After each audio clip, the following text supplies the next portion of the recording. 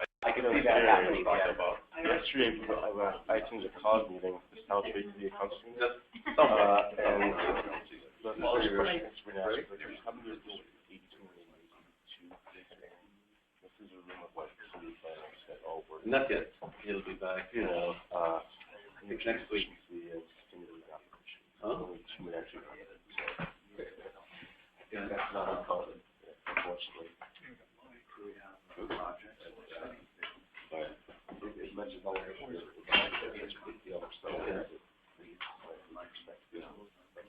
checkers come out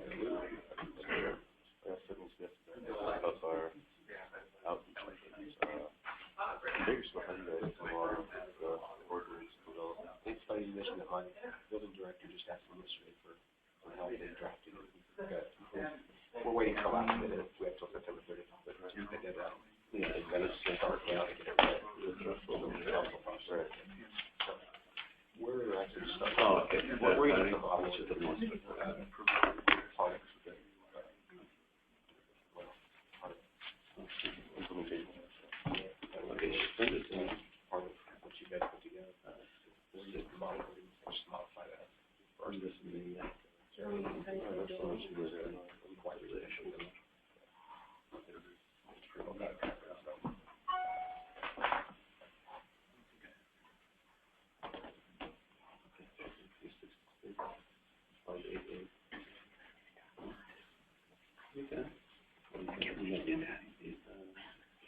Good morning, folks. We're going to get started. Welcome to our second meeting of the Solar Energy Action Committee.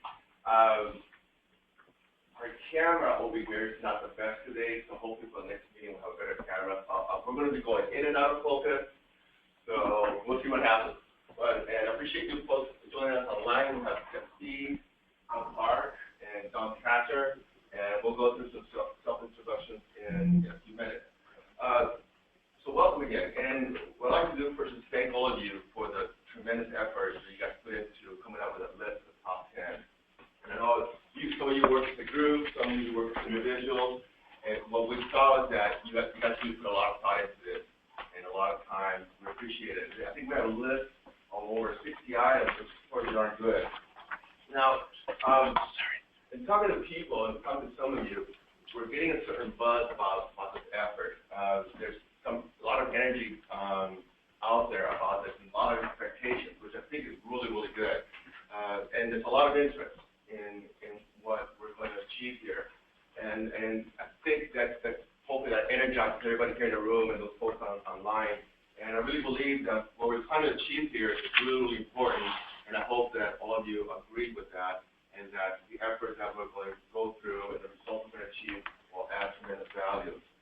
Now the agenda, let me put up the agenda real quick. On the right, this bottom. We have a fairly extensive agenda this morning, and we're going to get through all the items. But one of the things I'd like to do is, on item 10, before we get into the top 10 issues, kind of slow down a little bit. What we didn't do on our first meeting is kind of listen to you a little bit more about your perspective about SEAC, what are your expectations, how fast you want to work through this process. And some of you we invited to join, some of you asked to join, and we didn't get a sense as to commitment. And we want to hear about what is your sense of commitment to this effort, the work we're going to do, and it's going to be challenging. That's what I mentioned in our last meeting. It is going to be challenging. We're going to have some tough discussions. I hope all of you read all those 60 or so items. You can see they're not easy. There's a lot of issues. Some of them cross over to various sectors. Some of them are very general. And we'll take those general ones and break them down to more specific items. So we'll spend a little bit of time on that on item 8. So let's do a little bit of introduction. Hector Bordas, kind of Los Angeles, and I want to introduce Paula Melden. And Paula, we hired her to help us out with a lot of logistics, a lot of the communications. You're going to be hearing a lot from Paula. She's going to be contacting you by email, phone call, meetings. It's a lot of communications. She's going to be helping with strategy and development, and actually implementing some of those strategies, and help with a lot of the administrative work here. She's super excited to be here. Tons of energy, and which we're going to have to tell her to sometimes slow down. But that energy is good energy. It's good energy, and I think it'll spread, and so you'll get a sense of that energy, and we're really happy to have her join us. So Paula, do you want to say something? Oh, thank you. Yes. Just wanted to thank Hector and the staff of the county for the great opportunity. To all of you, to assure you that I'm here to support, help, assist as best I can. If there's any feedback, anything you would like us to improve, better, change, please provide us all the feedback. We're open to everything. And thank you again. Super excited, and we're going to accomplish a lot, I promise you. Thank you. Paula has lots of experience with renewables. She, just like me, wants to learn a lot, get into the nitty-gritty and all the details, so then we can support all of you through this effort. So let's do some introductions. If folks online, Jeff, can you hear me? I can hear you just fine, Hector. How are you today? Oh, hi, welcome. And who else? And John? John? Yes. John Clark? You there? We lose you here. Good morning, guys. Hi, John. And John Packer, how are you? I'm doing just fine, thank you. Great. And then can we just start here with Steve, go around the room and introduce yourself? Steve Jones, City of Oceanside, glad to be here. Patrick Healy, County of San Diego. I'm also happy to be here. Tiffany Maycomber, Central Gas and Electric. Excited to be here like Paula. We have recently invited Tiffany to join us, and we're very happy that she's here. She's going to be an asset to the job. Yes. Cesar, City of Los Angeles, and I'm glad to be here. Thank you. Mike Alves, Solar City. I'm all in with your effort there. Fantastic. I like that. Thank you. Hassan Alameddin, LA County Building and Safety. I do whatever my boss wants me to do. Not all the time. And he's here. He's going to be sharing some things that we're doing in the county, and he's taking Mustafa's spot today. So think of him as Mustafa for the day. Except I will not talk as much as Mustafa. You're right. No. Hector, John Tacker, you will. And so we need to be careful, though, of what we say, right? Because this is being recorded, right? Yes, it is. It is being recorded. We'll take the things about Mustafa. All right, my name is Marcus Gilmore, and I'm with the Center for Sustainable Energy. Pete Jackson, City of Bakersfield, and I'm very glad to be here and not there today. Great. Okay, let's go to draft meeting summary. That's all right. Bill, sorry. Oh, sure. Bill Light, Burns, and McDonald. Okay, let me bring up. Hi, this is Dave Rowland from Trina calling in on the phone as well. Good morning, everyone. Fantastic. Thank you. Okay, this is the meeting, the draft meeting summary from the last meeting. We did get some comments, and I think if I have it here, did I mark them up? Okay, we got comments that this may be incorrect about a quorum and voting, and maybe our notes were incorrect. Can somebody remember, was a 2/3 require a quorum? I thought we decided 50% for quorum and then 2/3 for I vote. think that was it. Okay, so we'll correct that. So we're 50% for quorum, 50% of members, and 2/3 of those 50% that join us will be needed for voting. So we'll correct that. Anything else that we need to correct in the meeting summary? Okay, so can anybody make a motion to approve? Motion to approve the minutes as presented. Okay. I'll second. Second, any discussion? Take a quick vote. Aye. Online, anybody? You guys okay? Meeting Aye. summary? Very good. So, meeting summary approved. Okay, in the agenda, there is a draft mission statement, and this is something that Paul and I just put up there. I don't really, we've got some comments, other ideas, and what we're going to do is play around with other ideas, and we'll share them back with you maybe in a couple of weeks. So this is just something we put up there. So once we get those ideas, we'll play around with it again, and we'll send it to you. So we have a mission statement that really clarifies what we're really trying to do here and we're trying to achieve. So we'll move on with that. Now, draft meeting guidelines. This is, I think I shared with you last time. Okay, this is kind of our, how we want to operate here in our meetings. They're kind of common sense things, that typically you find at other meetings. Everyone shows up on time, everyone participates. We've got to listen to each other, it's very, very important. One speaker at a time, and there was a comment made that maybe speaking, we should try to limit it to 5 minutes, which is totally fine, so we don't take up too much of everybody's time. We want to agree and disagree with something agreeable. We want to speak honest, the truth from our heart. We also want to do that. Conversation, of course. We've got to be open to new ideas and new things.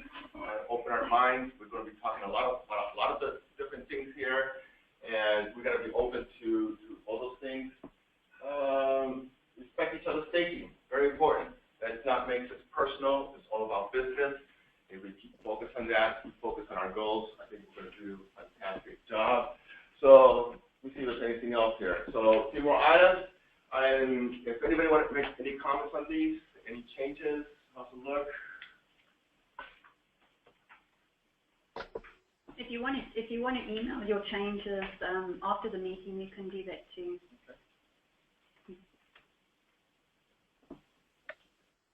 Okay. Sound good? So you have any other comments, you can send them to Paula, and we'll play around with that, and then we'll just have these as part of our meeting. I got one one item. When we discuss items in the meeting like this, and we come, we generally, maybe we get agreement, maybe we don't on certain topics, but there's going to be an element that's not present. Yeah. Is there a way that we can bring them into the discussion without them being present, or even by way of conference call, to make them aware of what's going on and get their input in spite of the fact that they're not here? Because I think it's important that everybody has input on the topic, even though they're not personally represented.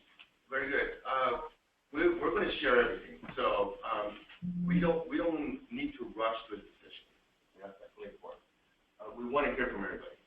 So if, let's say, if this is who's present right now, we have a few that are not here. Some of them are traveling or vacation, and they're not here in this discussion. So, through our meeting summaries, we also have this recorded. We can make it available to them. Additionally, I was going to talk about this later on in the meeting. Paul and I, we're going to make ourselves available to you guys. And we're going to make this as easy as possible for you. Like I said, some people may not be here, or a group of you may not be here. We're willing to meet with you. We'll work through your schedules. Sit down either one-on-one or as a group, and to discuss whatever you want to discuss. You may have something that may be a little controversial. You want to, flush it out first. We can do that and work and help you through that, or clarify. You need to have some research on some particular item, new technology or something in the code that requires a little more thinking. We're here to help you. So either conference call, phone call, face-to-face, Skype, whatever you want to do, we're here to help you.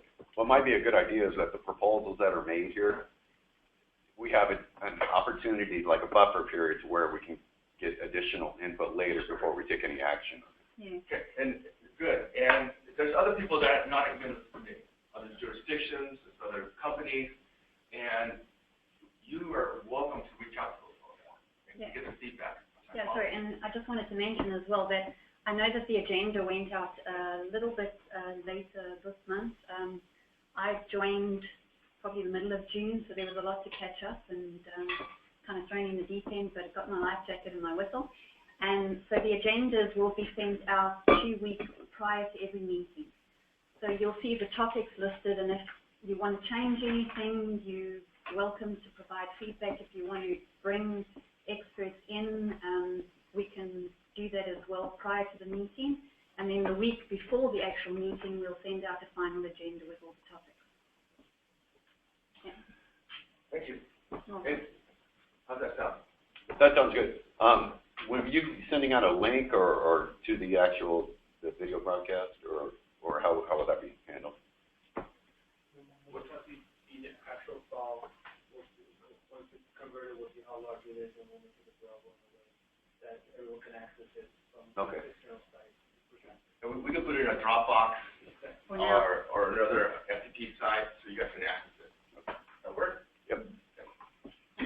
Let's go. You know, I skipped over one announcement. Operating guidelines. Oh, sorry, yes. Sorry. Question. Hector, the contactor, UL, just a question here is how I was trying to look back to make sure I found it, but as I recall, did we not have, or at least some of us, that we could have an alternate be our proxy? And I'm trying to find where it says that we can have that proxy. Like, for example, there may be times where I might not be available, but Rich Berman from UL would be. Yes, I saw that. We do want an alternate for everybody. So, you know, if you can't make it, then your alternate will be able to join us. Right, but I don't seem to find anything about an alternate or proxy in the documents I've. I'm going to get to that in a second. Okay, thank you. It is there. It's already there. I saw it today. Okay. Is it in the meeting summary? It might be in the meeting summary where we called out the guidelines of having a proxy if you couldn't make it.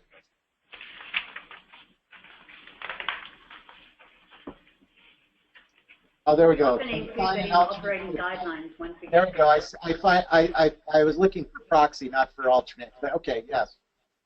Okay, well, I'll touch it up in a second. I actually missed an item, announcements, Paul. Did you have anything else on announcements? No, I'm all good. And Hassan, maybe this is a good time for you to talk about what we're proposing to do with the county. Sure.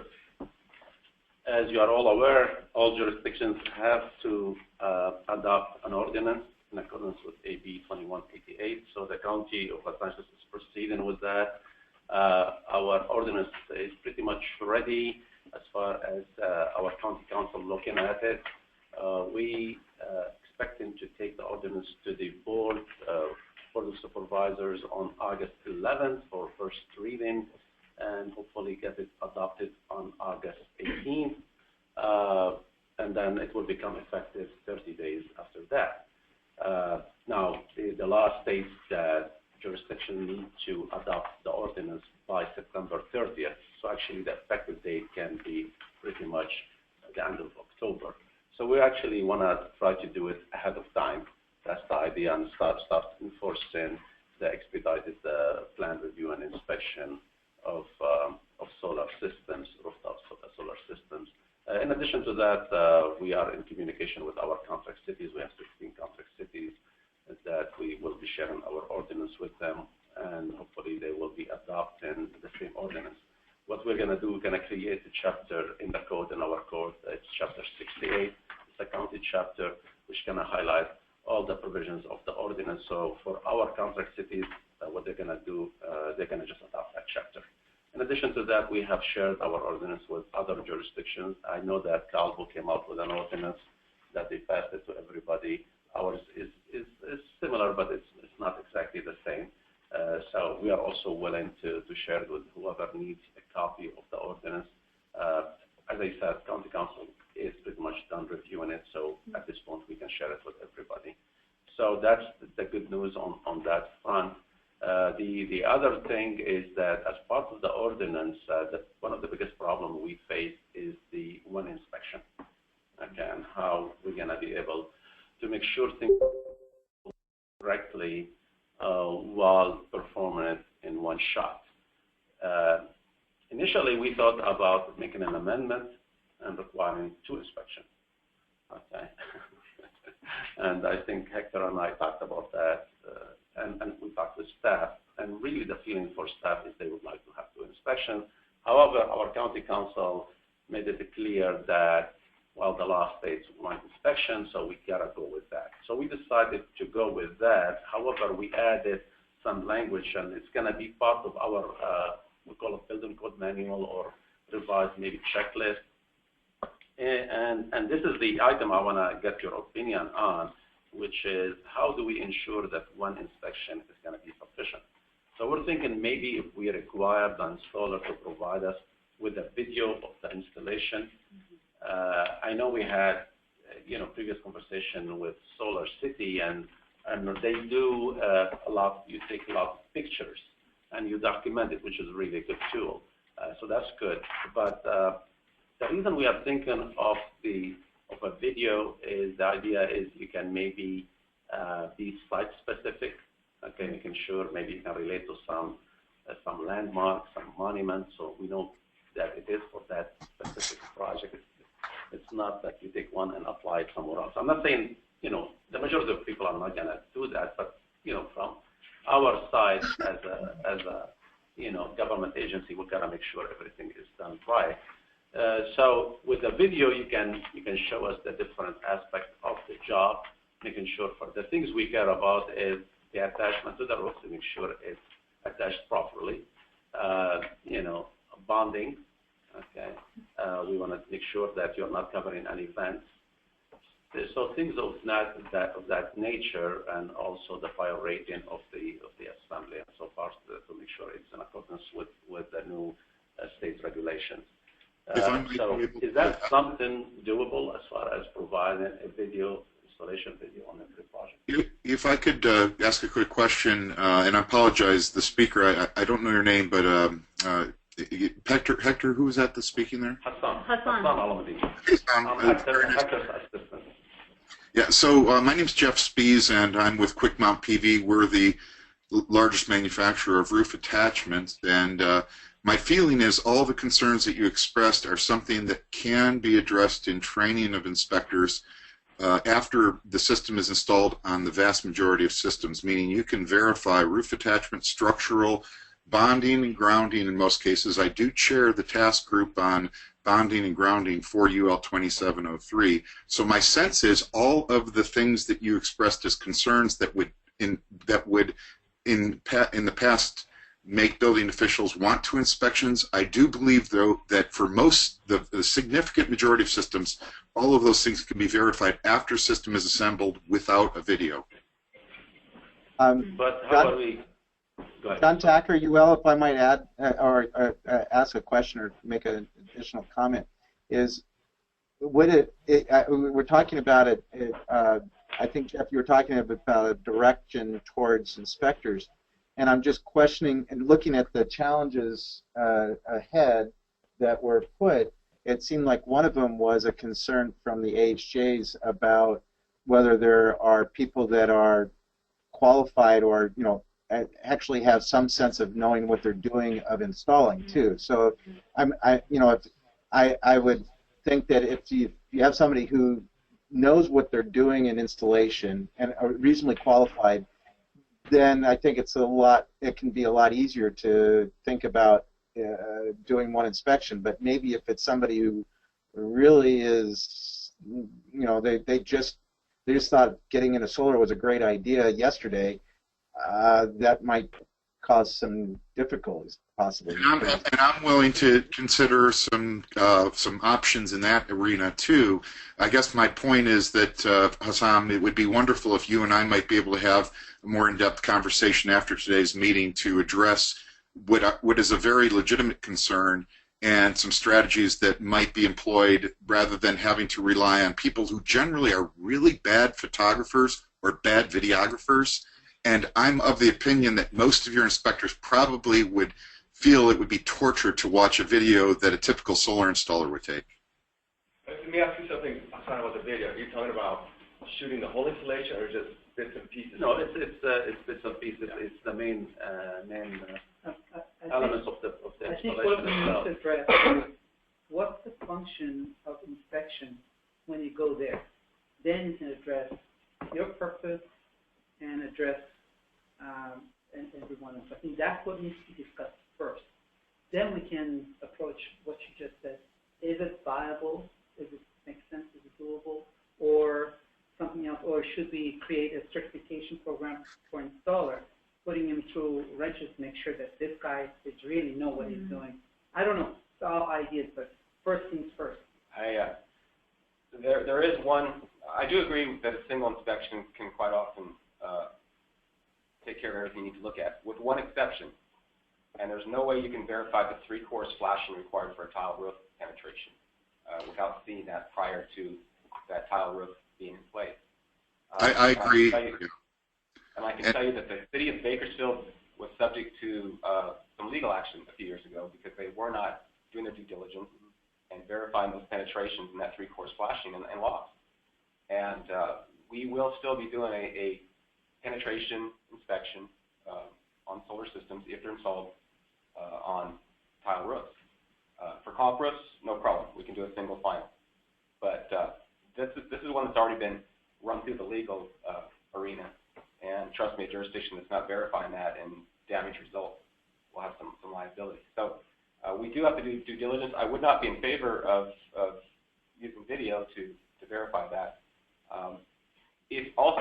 If people will take a look in the guidebook that we all put out, the official guidebook for AB 2188, part of the goal with the single inspection was to get rid of multiple agency inspections for final, where someone has to schedule with the fire department, planning, building.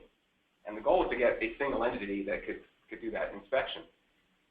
Some would say, well, our goal is also to only have one inspection total. That's true, but the language in our guidebook gives you some room for wiggle there. So be aware of that.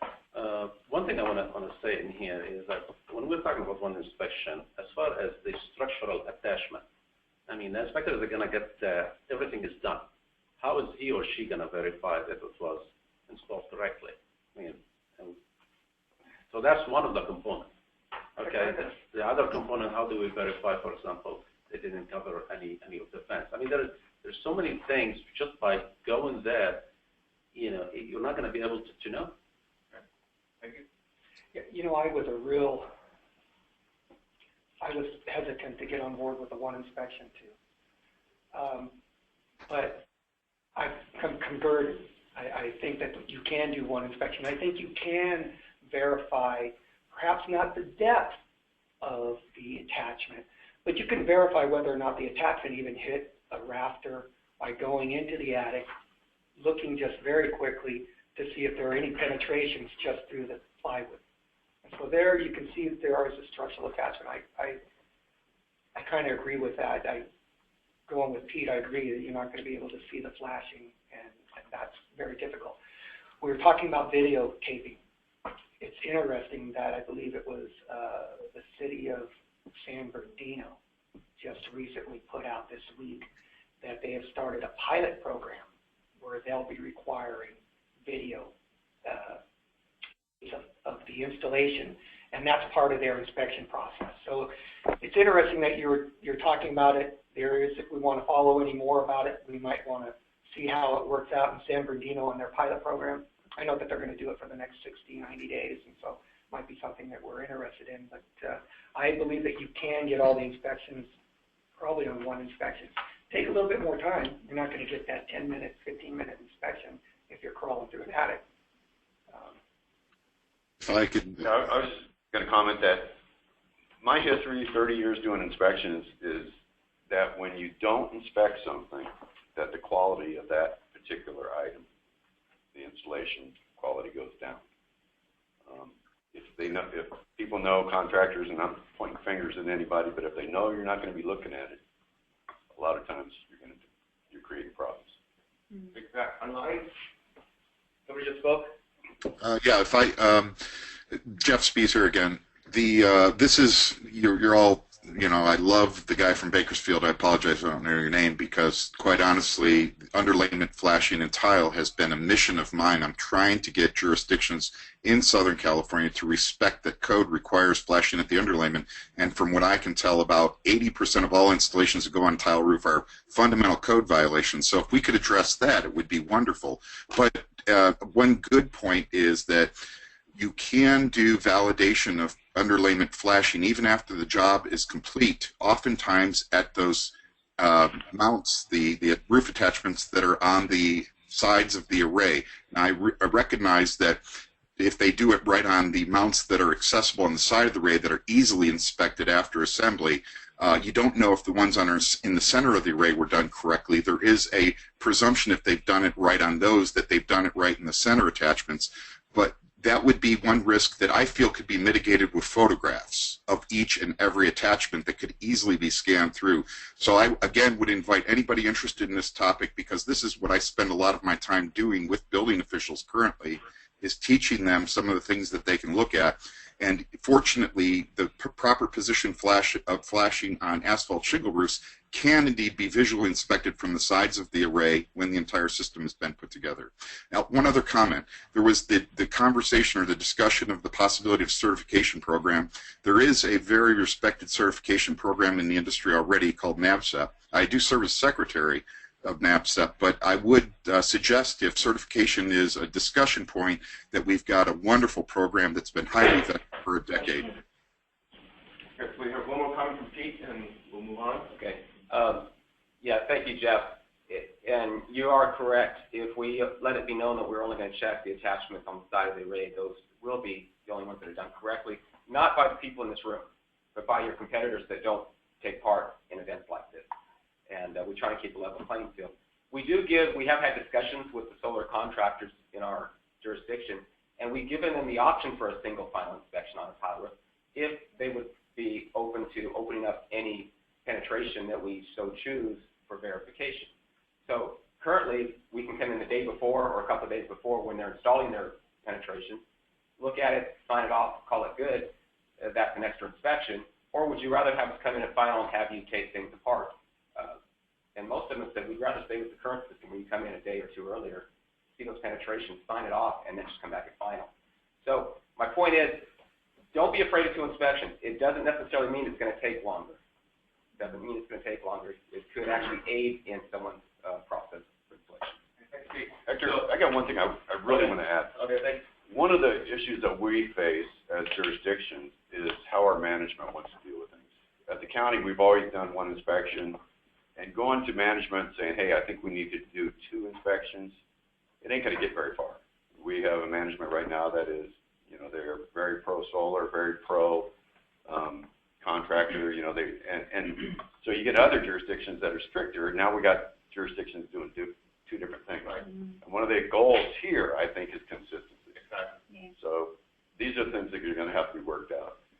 So, I just want to respond to what Steve said, which is going into the attic. I agree. If we go to the attic, that would be a good way for us at least to know, you know, to see that attachment is overall okay. However, with the video, or you know, it can also be maybe photos. We think the video is better, but we're not 100% set on that. We're still looking at it.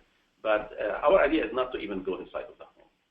Okay, not even look in the attic. So if we implement this, it will make it much easier, because one of the things with the feedback we get from industry is a lot of times maybe the owner doesn't want us to go there. And with the idea is that we pretty much do everything from the exterior, and as far as for example the smoke detector, the carbon monoxide, maybe we can also have an affidavit. So that way our inspection will be completely from the exterior. And that's why having the video or the photos can be an essential tool to make sure everything is done correctly. For example, the label on the panel, you know, we need to take a look at it. We need to make sure it's correct for the installation. It's going to be very difficult after it's installed to go underneath and try to see exactly what it says. I know there are systems, for example, Solar City, where it's easy to unmount it, but not every system is like that. So we're trying to come up with something that's going to be applicable to all. I just want to say that. And again, the reason I'm bringing this up is to hear from you, to see if there is anything we need to change. Consistency is going to be essential for what we want to do. So we don't want to be really on our own. We would like to confirm for overall for what everybody is going to be doing. Hassan, there are some things that... I'm going to move on. So Hassan is presenting the county's proposal, and San Bernardino then has a pilot that we're doing the same thing, so it will be good to kind of follow San Bernardino. Pete, Bakersfield has concerns, maybe some legal issues we got to watch out for. Jeff at Quick Mount has ideas that can make it work, so we want to definitely hear. But we're speaking also to the county right now, we're open to ideas and your suggestions. We want to make this work, and this is still in draft form, so Hassan is, you know, he's willing to accept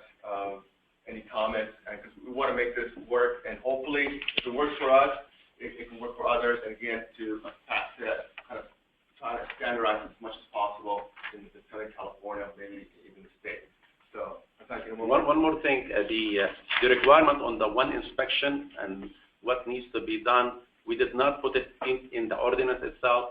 We refer to it in the ordinance, and it's going to be done through what we call building code manual, which is a live document, which means if, after we start implementing it, if we think we need to change things, we don't really need to go back to our board of supervisor and, amend an ordinance. So that's something we can do. So that's why we did it that way. We, with the feedback we're going to get from industry based on also what our inspectors are going to deal with, we might revise it later on. Right. Okay. The other thing I want to talk about, there's another item. I don't know what you want to mention it right now or not. Hector, John Tacker, UL, just a quick question is that what I was hearing in all of this discussion is really a concern by some, at least, and maybe more, about having appropriate or proper verification of compliance with while performing it with only one inspection. And what's interesting is that I looked through real quick again, and I don't see that as one of the challenges that should be considered probably in the AHJ group, because I think it's a very valid one, because we keep on dancing around it, and maybe it is, that would be probably a really good one, just to make sure to allay everyone's concerns and fears, and how to, in other words, how we could mitigate that particular issue about having that confidence of having that appropriate verification with one inspection. Just a thought. There is one of the issues is it's kind of a general AB 2188 compliance or implementation. I kind of remember. So we could definitely throw this one in there because it's a good topic to discuss that affects everybody. So I think it makes sense to include it there. Do you have one last comment? I just want to make a comment is when we talk about one inspection, you expect the inspector to go there, verify everything is compliant, and sign it up. But what if he finds a problem? What if he runs a correction? Does he have to stay behind and have the person fix it to sign it up? Or say, what? What do they do in that sense? Okay. So that's the whole concept I was trying to bring up. I don't know if I have an answer to that right now, but it's a good question, and I think it's one of the issues we tackle. We can go into those discussions and figure it out. Okay, thank you, Hassan. And do you want to give your contact info, or does everybody have it? Yeah, I have my business card, so I can pass my business card. Can you go ahead, so the people online have your email? Yeah. I can email it to them afterwards, too. Okay, thank you. Paul, give your contact info. If you could, yeah, I'd like to get your ordinance, look over it. Oh, okay. Yeah, and I'll forward that. It'll be forwarded to all of you after. Okay, yes. So, one last item, Hassan? Yeah, well, I want to talk about unpermitted construction. It's going to take a few minutes, so are you ready for me for that? Couple minutes. Can you do it? It's an important item. I know it is. It's a very important item. It is. All right. You give Mustafa more time than we're giving. I know. You just took 30 seconds. Okay, Go ahead. Thank you. Unpermitted construction. I think this is a huge item for us and for the industry. As you guys know, anytime you want to do any installation, you submit to us. We take a look at the job site to see if there is any unpermitted construction, and to first of all to make sure that whatever you're installing on permitted structure. But while we are also doing that, the thing is that a lot of times we find out there is some unpermitted construction somewhere else, other than where you're installing your system. And because we find it, we have the obligation to do code enforcement, which created a huge problem, okay, for the industry and for homeowners saying, hey, look, I'm trying to do a good thing, and now all of a sudden you're going after me for so many other things. So in order to resolve this problem, we came up with these affidavits, and you can have Form A and Form B. And we'll make those available to everybody. Yes. And the Form A is really intended for when the system is being installed by a solar company. Form B is when it's an owner-builder that wants to do it, which we're not going to see many of those, but just in case. So I want to talk mainly about Form A. Form A is an affidavit in indicating that, first of all, the owner will sign it and declare that they are fully aware that the system has to be installed or is being installed on permitted construction, and if it's not, that they understand that we are going to do code enforcement on it, and they also they will indemnify the county against any future claims or anything like that. The solar company, that's the second part of the document, also will declare that the system is being installed on a permitted structure, and in case it's not, that they are responsible for either taking the system down or relocating it into another location that is permitted. So I'd like you to take a look at this. As I said, it is in a draft form. However, it's pretty much done. The only reason I put on it a draft is because Hector asked me to pass it today and get some feedback before we make it a policy. With this, we are going to be able to do pretty much over-the-counter, or our ordinance actually allows, 48 hours or something like that? 3 days, man. Or 3 days. But we're going to do a lot more. Yeah, so, we're taking that just in case we are bombarded with submittals. But with this, it will really do away with waiting a week or 2 weeks to get the assessor's information, to go over all the aerial photos and looking at the job, jacket and information.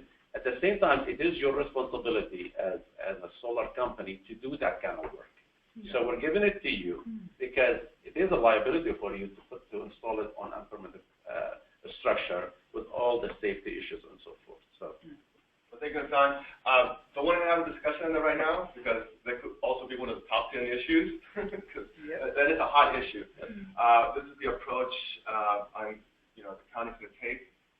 But again, welcome comments to Hassan.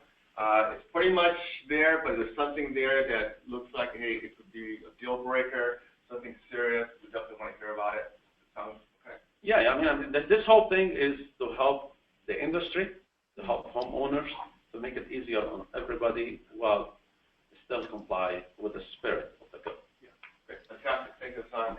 Okay, going on the agenda, draft operating guidelines. You don't have this yet. Paul and I are working on it. And this is, like John Tack, you mentioned, you want to have a proxy, and that's definitely something that should be part of the operating guidelines. The operating guidelines will include who are the members, what's the structure of the committee, the meeting guidelines we talked about earlier, roles and responsibility, what's my role, what's Paul's role, what's Scott role. We want to make sure, and what's the committee's role. We want to make sure that's all clarified. Yeah, I was just going to say that I think that the time allotment that we have does not, obviously, by just this one issue, we've really got into a lot of discussion, and it's good discussion. Yes, it is. So I'm seeing the time allotment that we're allowing for the meeting is not going to be sufficient for us. Yeah, yes, it is. And I don't know if we need a longer meeting, or we need more meetings, or if we need to separate out and to continue the discussion other ways. Thank you. You're right on. Okay. So Doctor, I'd like to. We'll talk about that in a minute, but basically we want to try to capture how we're going to operate and make sure everything's well defined. Our first meeting, we just came together and not a lot of structure there, so we're going to define that and we'll talk to you about that structure so we be sure we know how everything here is going to function. So we'll have a draft to that to you hopefully in a few weeks, take a look at it and move forward. Now, the big item, top 10. I mentioned earlier that I want to check in with all of you, and if I can spend just a couple minutes, make sure that we're all in, and if there's any concern, we want to hear about that. And you just mentioned how much time it could take to really get into the nitty-gritty. So future meetings, we're not going to have all these agenda items. We'll have some of the, what I call the foundational documents. They're done, and we can just jump right in. We don't spend a lot of time with all these other things. And we want to try and do as much as possible offline out of this meeting.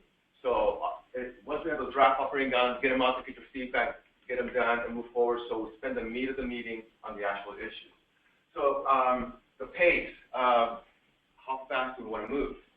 Okay. Paula wants to go at P80. Speed of light. No, P85D speed. I know that, Flores. So, but I want to hear back from you. What are you comfortable? If you look at those items, they're challenging, very heavy stuff, and it's going to take some time. So we're willing to work at whatever pace you guys want to work. Fast, slow, But I want to hear from you. Whoever wants to step up and say something. Commitment is important. It's going to take time. Participation, yeah. Participation is important. There's other folks in the peripheries that want to input and want to input for you because we're also get kind of unmanageable. So and we can spread ourselves out. So like the SEAC staff, I mean, you know, between Hector and myself, I can come down to San Diego if we want to break out into certain sessions and all meet and brainstorm things. Right. We can certainly do that. So, yes. If I, Hector, in answer to your questions, John Tacker, just a couple thoughts, is that certainly, you know, definitely committed, and probably, I probably should be committed and have a love me jacket for it. But but you know, all kidding aside, is yes, certainly in that. The one thing that I would ask on pasting is that I think while this is an important subject, I think we need to recognize that there are other responsibilities and other tasks that pretty much all of us have that are that we also have to deal with as well. So I think that having a meeting that's no more often than once a month is a good idea. I think that I would be, if it makes it even more valuable of how we get things done, is that maybe we ought to consider it. If we're already in for 2 hours of the day, maybe we need to be in for a couple more hours for the day to actually accomplish something rather than just kind of hit some high points and then hit those high points again the next time and so forth. And kind of consolidate the hit, shall we say, on one's time rather than having a bunch of short and small meetings scattered over time can be, the second can be a lot more challenging considering other roles and responsibilities that at least I'm thinking selfishly about myself about that I have other things that I need to do as well. So that's the reason of saying. John, yeah, we have a job, we have a personal life, so this can easily just take over all of that, and we don't want it to do that. So whatever works. Yeah, whatever works. If a longer meeting and very focused meetings that works, and we can do that. We're very open to that.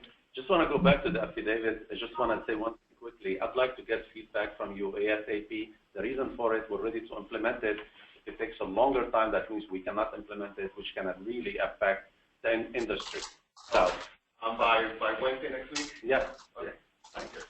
Okay, so longer meeting times. Yes, I'm hearing some nods, some yeses here. Some online. Frank? Yes, absolutely. Okay. I support that approach. Yes. And one comment I'd make, I would propose, and I'm sensitive to John's concerns about the time commitment. I have the same challenges that all of us have.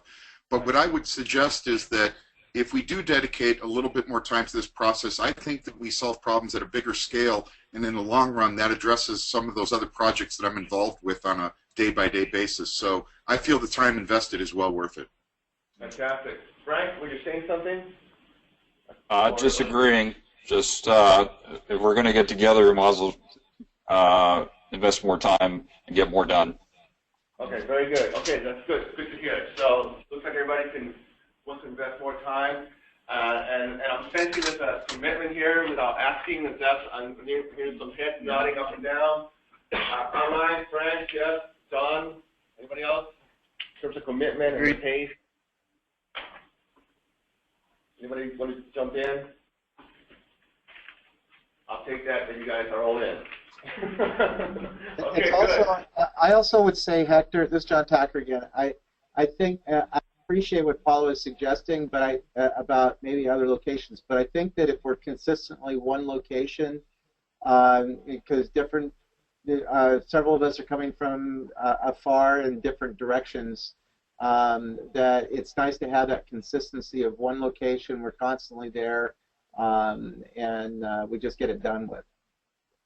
Okay, fantastic. So we'll stay here. The conference room may change. We're actually looking at some other video capabilities. So it may be in different locations, but in this facility, but we'll keep it here. Sound good? Mm-hmm. Okay, good. Okay, let's jump. We're going to go to the top 10. I'm going to have to sit down for this.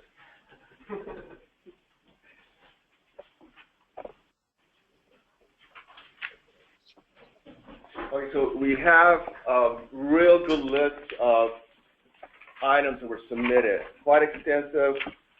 So a lot of thought went into it, and let me bring it up.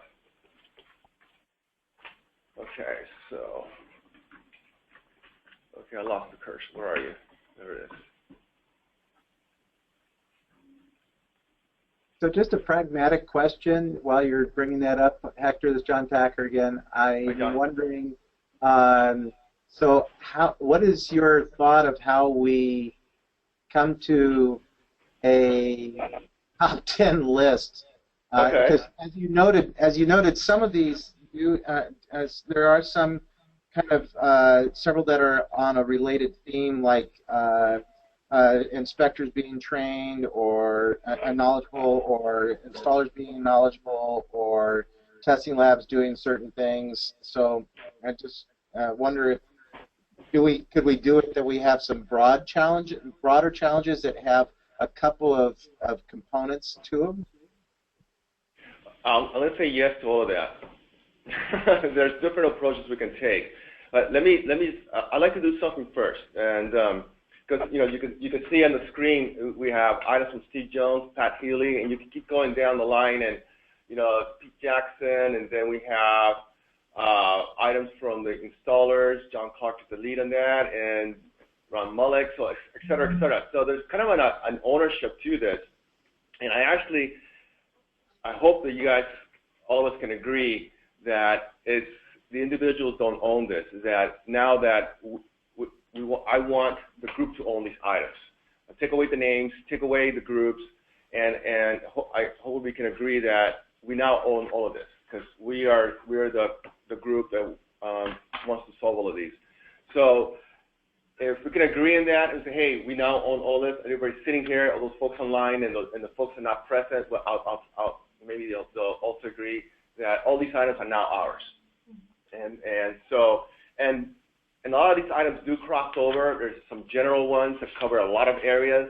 There's a lot of training items. And they're kind of spread out.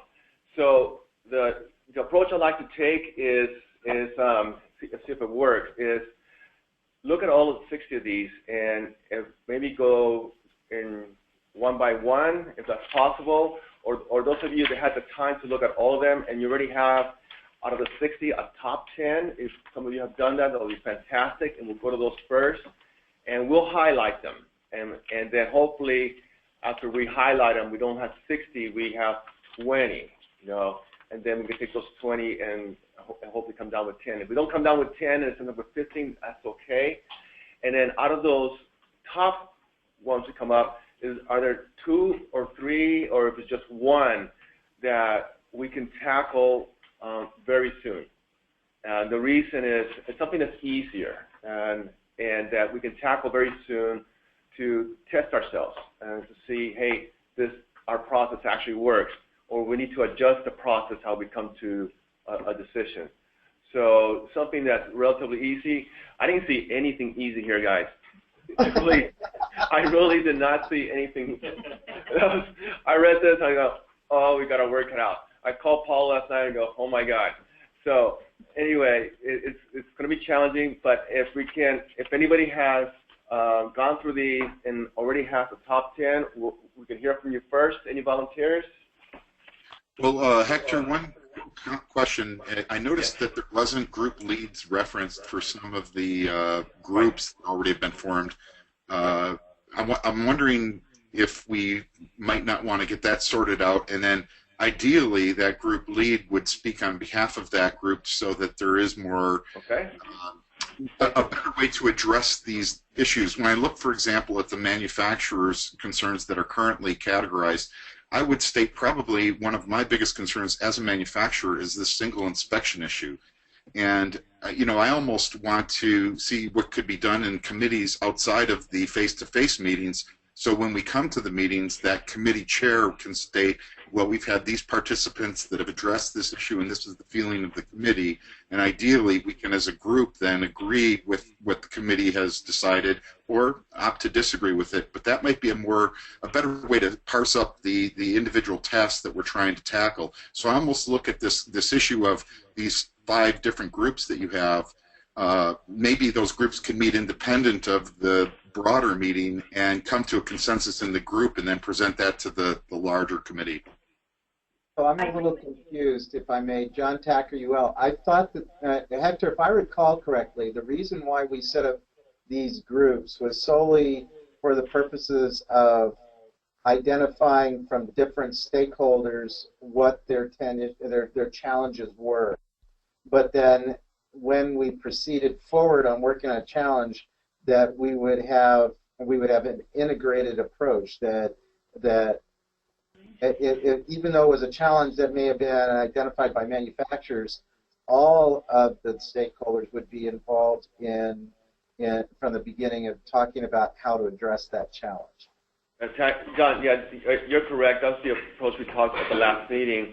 I think what Jeff may be referring is that I have a spokesperson speak on behalf of what has been submitted so far. Is that what you're referring to, Jeff? Well, that would be fine by me. If the purpose of these groups is only for establishing our initial top 10, then then that's one thing. I guess I'm certainly happy to do it with whatever method you feel would be appropriate. What I would state, though, is the concept of the single inspection. I almost would be interested in having a separate meeting with those individuals that have already expressed an opinion today to see if we can get some consistency amongst those individuals as to the best route to go about it. And I'm respectful of all of the concerns that have been already cited, but I feel that that's a huge topic that this group could address that ideally, in my view, should be in the top 10. So I'll just throw that out there as my top 10 suggestion and let the rest of the group share their views. Well, I would agree with you, Jeff, that would be that is appropriate one. Like I had said before about, I think there needs to be that confidence and how do you get to that verification appropriately with one inspection. And I do feel that though everybody is going to have an invested interest in that, and that's why I think that everybody, and I mean by everybody, all stakeholders really need to be part of that. Otherwise, you don't have buy-in at the end. I got a comment. I can see some issues developing there as to what would be a top 10, what should be the top 10 as far as which group has things that they definitely want in the top 10. Okay. But overall, we may not feel that it belongs in the top 10. Okay. Or but if it is one group's top 10 item, I don't see how we can overlook it. Okay. That's why we got it. Maybe a thought here is Hector, what if instead of just going, okay, let's look at all the HJ top 10, let's look at all the manufacturer top 10, let's look at all the installer. How about we just hit each group and just say, just tell me from your group, tell me which is like the most burning, like Jeff just did for manufacturers. This is my top, this is the biggest burning thing, and is there any other manufacturers that disagree with that? And if that's the number one part from them, then grab it, and then go to the HJs. And what's your number one, and go from there. That sounds real good. So if we could just identify what issue in their list might be a quick one. Okay, thank you. It may not be the same issue. So just a statement here. Just because we're coming up with an initial top 10, that doesn't mean we're not going to tackle everything else. This is just initial. This thing is going to change. These issues are going to change. Some are going to add it, delete it. It's going to be edited. The general ones become specific and they'll grow. So it's kind of a fluid process as we go through some of these discussions. So what I'm hearing is from each of the groups, give us your top 2 burning issues, and we'll put them on here, and they add up to 10, and there's a couple easy wins there, like as Jim said. Let's highlight those and tackle those. How's that sound?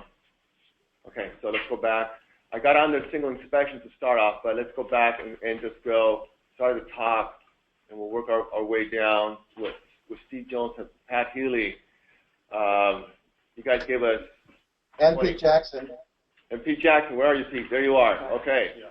All right, excellent. So, want to hear from you folks, a couple, what do you believe are the two major items that we should include here right now, and hopefully they're relatively easier than the others. I think the first thing, Pete and I agree, and I think it shows up on Pete's last thing, is that the lack of experience and training on the part of designers and installers is one of the number one that I feel is still the number one, and I would say that training and education is still our number one issue. So the one that's highlighted, is that the one? Yes. I think we all agree that there's a lack of understanding and permitting in the approving of new technologies. I think each one of us, Pat and Pete, addressed those on there too.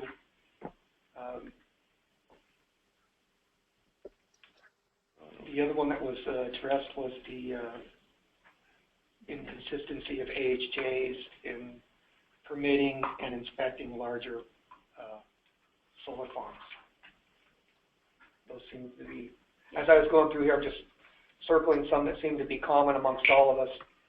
So I'll give you those as my first couple, and I'll pass it on to Pat. I think that was also one of the other groups' main topics too, was the solar farms and how those are dealt with. Okay, so hang on, my typing skills. I'm back over here. Inconsistencies of AHJs. I'm sorry. In terms of the way we apply our rules, the inspections, and the permitting processes of these larger facilities. Yeah, it was Rob Vinci, that from Sun Power that mentioned that was one of his main topics, and I responded to, that was via email, I responded to him, and that it is a big topic. It doesn't affect a lot of the solar companies, it doesn't affect a lot of the AHJs too much, but it is definitely a large topic. Whether we want to put it up high on the list, I don't know, but it is definitely something that needs to be addressed. So I wrote down consistency of AHJs and the way they apply rules and inspections on larger industrial projects. Does that capture it? Yeah. Okay. You had another one? Pat? Or? Yeah, I can add some. I think there's a lack of uniformity in code interpretation and application by the AHJs. We get a lot of comments that, the city of Temecula doesn't do it that way. And then you'll research and find out it's true. So, why? I don't know. But even among inspectors, you get variances of how they apply codes. But AHJs kind of take it to another level, and I know that's hard on the installers when one thing applies in one city and then it doesn't in the other. I'll get the spelling right later on. Okay. So lack of uniformity interpretation, lack of code interpretation by AHJs. Correct. Okay. That would be on codes and such things as fire setbacks and things like that. Let's see.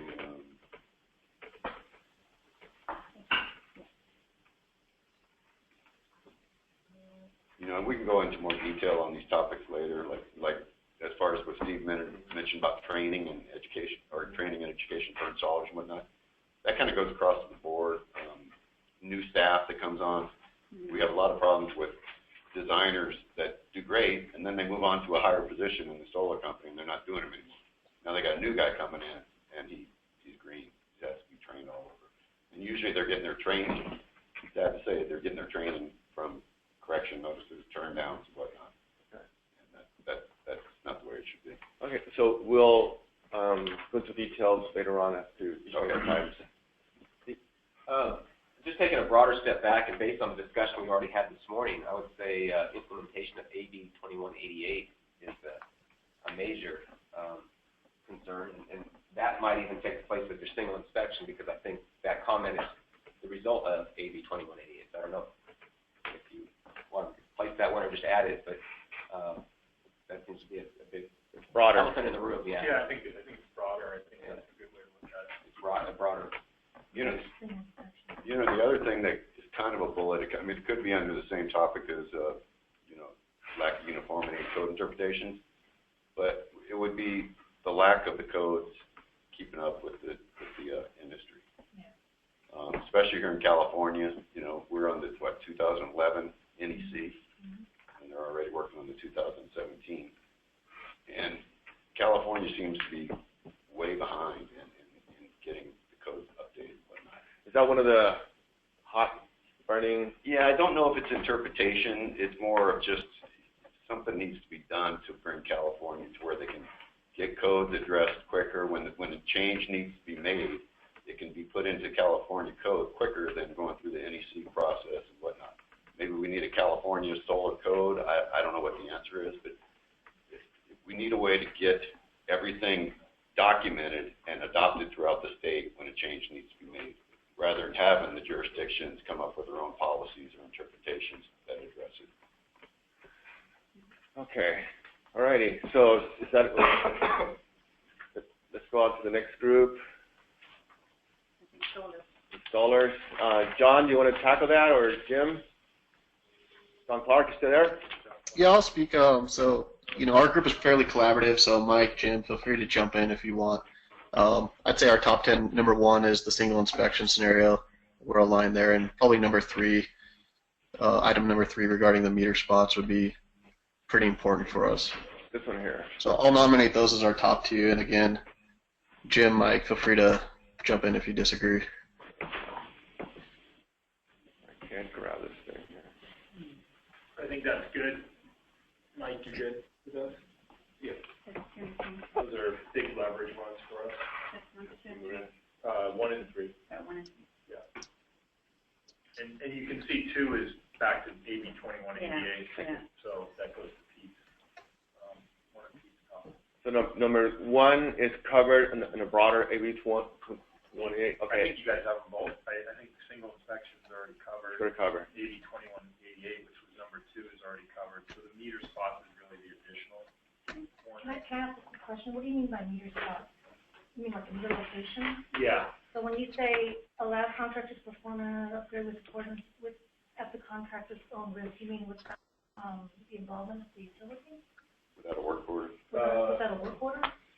What we're thinking there is basically when we ask for the meter spot, rather than waiting for the ESR to get out there and say, okay, you're good here, let us basically use the guidelines that have already been provided by the utility and basically spot that meter and do the work. And if we're not in compliance because we're close to a gas line or, it's on us, but I have concerns about that because we have a huge problem with that. Because when there's a rewire and upgrade, it's an opportunity for the utility to have the customer bring it up to the current standards. Because what happens is when it's installed back 20, 30, 40, 50 years ago, it was standard. But then customers will do things that voids the standard, meaning build things in front of the working clearance, enclose it in something. So unless you're calling it an ESR, we call it planner. yeah, sure. So unless the planner has eyes on that location, there's no way to say that that location is still currently acceptable or not. So that's like our number 1 concern with SCD. Maybe it's still a reasonable thing to put on your list, because and not just being that granular with it, but a broad spectrum of interaction between utilities. Yeah, I think that's it. And I think it's not taking the utilities' eyes off it necessarily. You guys will eventually get out there and have eyes on it. If you still find something wrong with it, by all means, we're going to upgrade it and bring it up to code. It's just giving the installer a chance to interpret the ESR requirement, proceed kind of ahead of. But here's the problem, though. The utility is involved. You're basically, what we're having in our service area, that's a huge problem. It's increasing my work by 30%, things I've never had to do before that I'm doing now, which is contractor will be out there, pull out the meter. What they do is they get into our pool can, undo the service wire, take the panel out, put the new panel in. Sometimes they splice it because the new panel is too big, and then reconnected it. without any involvement from the utility. And they're not allowed in there. They're not allowed in our service. I see it from both sides because I work with them a lot, and I also see it from the solar side. I think it's a topic that definitely should be on the agenda. Okay. Yeah. Yes, it's my fault. Yeah, and Oh, excellent. we're open to any solution for it. It's just a big time gap for the customer. Oh, I know. I totally agree with you. One part, same issue. Isn't the thought here that we identify what the challenges are, not necessarily the solutions at this point? Right, yeah. Okay, let's move on. Anybody, anything else? John, Jim, Mike? That's it. Thank you. Okay, let's go on to manufacturers. Who's here? Jeff, yes. I am here, and the comments that are listed here were from Rob Vinge at SunPower, and of course, I think probably my first comment is I'm trying to look at what this group can focus their attention on that's going to have the most significant impact. So Rob outlined some concerns that are of an issue for larger scale solar installations, and they're important. I think that we do need to pay attention to large scale solar installations. I would argue, though, that the typical residential installation is probably where this group might have more impact, because typically for larger scale installations you have the technical proficiency of the people involved to address concerns and problems. And at smaller scale installations, standardization has more significant of an impact. So what I'd like to do, and realistically, I've outlined the two biggest concerns I have, and I'm struggling to come up with my third overwhelming concern, and it really focuses around AB 2188 and UL 2703 implementation, which is the rack-mounted PV standard. And I know LA County is engaged in this process currently. I've been involved with David Bertram's in the discussions, and my sense is what you're doing is technically appropriate. And so I would say those two issues really represent my concerns as it pertains to residential solar, where I think this group will probably have more immediate impact than in larger scale installations. So how do you want me to phrase this in UL 2703? Well, I would say implementation of AB 2188 with single inspection being the primary concern there. And then finally, implementation of UL 2703 listing requirements for rack-mounted PV systems. I think that's all one item. Jeff, I think I'd just simply say UL 2703 implementation. Just leave it like that? UL 2703 implementation is good. And then what I would suggest is that your other comment, Jeff, is already, I think, addressed in item 4. Yeah. Yes, there it is. Right? When you say item 4, on which list? Look at the screen. That Hector is typing up right now. Are you able to see that? You know what? I apologize. My GoToMeeting is not displaying that, Hector. My apologies. Now I've got it fixed. Oh, no problem. Our item 4 says implementation of AB 2188, including single inspection. Yeah, I had a problem with my display. I fixed it. I'm sorry. So I'm just suggesting to you, Jeff, I think that your two major items, one was already on the list above in the item 4 that's on that list. I now see that, John. Thank you. Right. I just wanted to check with you to make sure that was what captured for you. I think so. Yep. Okay, got it. You know, I step out from meeting 2703. I understand. What do they mean by implementation? You want to go into that a little bit, Jeff or John? Well, yeah. So what's occurring now is LA County is going through a review of racking systems and modules and determining if the manufacturer's racking system does meet the standards that LA County would be applying, which in essence is UL 2703. So this is a relatively new process. UL 2703 was ANSI accredited just this past January, and rather than LA County implementing their own system of racking review, they will be utilizing UL 2703, and David Bertrams has been assigned to that task, and Quick Mount PV has had a couple discussions with him about some necessary changes / improvements that we'll be making to our updated listing, which should have out in a couple months. I would kind of add a little bit, and this is getting into the solution part, but bottom line is I think that what it is making sure that UL 2703 is addressing all the concerns of the AHJs, that it's being implemented, products are being certified appropriately to that in such a way that, and that there's information regarding the racking system such that the inspector, that nobody has to go through an additional view after the core manufacturer has been subjected to the likes of the certification organization, so that they could have the ready acceptance of that installation, and everybody will sleep well at night. I think that's what you're really after, is it not, Jeff?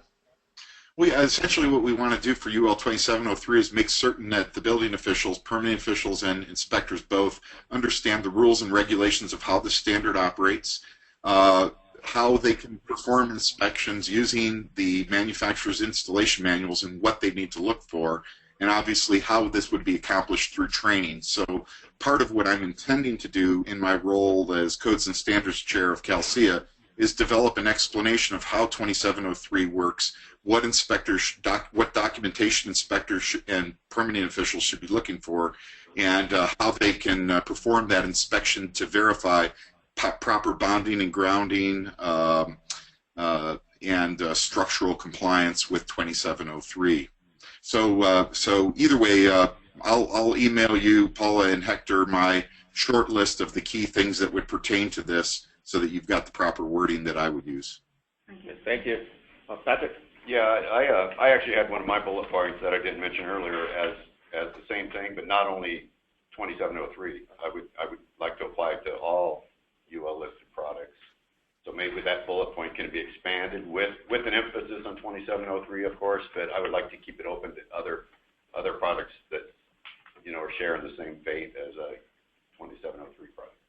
So if I may, Pat, I'd argue a little bit against that, because the sheer fact is that when you start to expand it, I think the 2703, as Jeff put it, is more of a quick win kind of thing, which is what I think Hector was looking for, and we haven't got to the third-party testing labs, which is the next item, and actually I have an item that I think will address in more globally the way that address comments that actually both you and Steve and Pete actually put in yours, that will address that bigger picture which you were after. Okay, so when we get to that, we'll get feedback from Pete and Pat on that.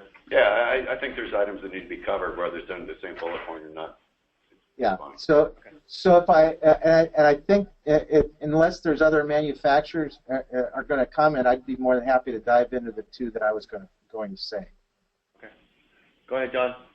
All right. So when we put together the test lab parts, we put it in the order that we saw as important. So really, it's items 1 and 2. And I believe item 1, the ready acceptance by jurisdictions of third-party certifications of PV equipment in accordance with outlines of investigation, that is really addressing the issue of how do you deal with new technologies, proving new technology, which is item 2 of Steve's list. How do you deal with the use of unlisted equipment, which is item 8 in Steve's list? How do you deal with the lack of proper labeling applied to the equipment? That's item 10 of Steve's list. The UL standards keeping up, that's item 6 of Pat Healy's list. And then addressing the Pete Jackson's unaware of existence and purpose of product standards, nurdles, and listings, which is item 4 of Pete's list. The second one that I would pose is the appropriate and applicable requirements need to be consistently applied for third-party certifications of PV equipment, I'd actually expand that to say consistently applied by third-party certifications of the PV equipment as well as field evaluations, which would address Pat Healy's item 5 under the AHJs, where Pat was talking about the consistency and then he has several things, and the last one he has is third-party field evaluations.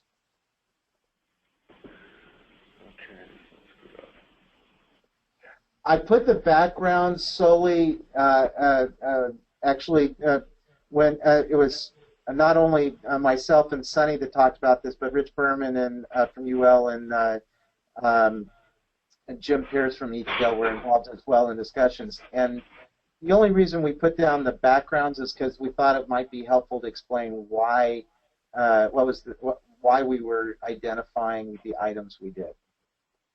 The background helps. I think, let's see if I can write.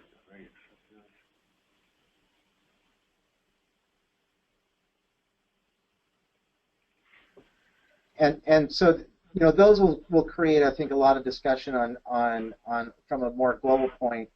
And like I said, I'm sorry I kind of cut you off a little quick there earlier, Pat, but I think that will address more those concerns that I'm at least I think that I'm hearing from you and Steve and Pete regarding how we as third-party certification organizations operate and our role in the whole scheme of things here.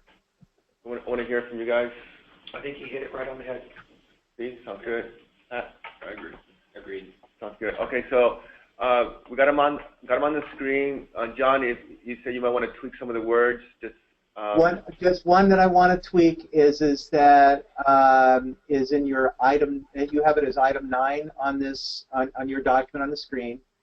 And simply, appropriate and applicable requirements are not always applied consistently, and I would say for certifications and field evaluations.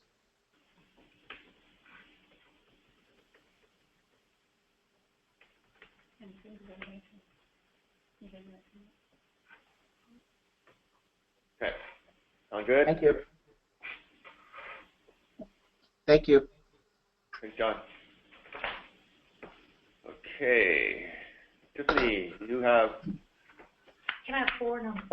You can have... So, I mean, I think this was not in the order of importance. Okay.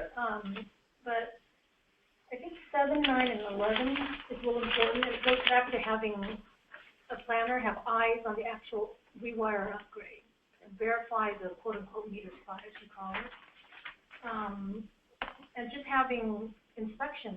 I've had it where the PV installers will install the PV system perfectly and change out the panel without inspection on the panel because they don't think they need to pull a permit for a panel change out, just for the PV. So it's kind of interesting how you can think that way, but not all, but we have a lot of problem with that.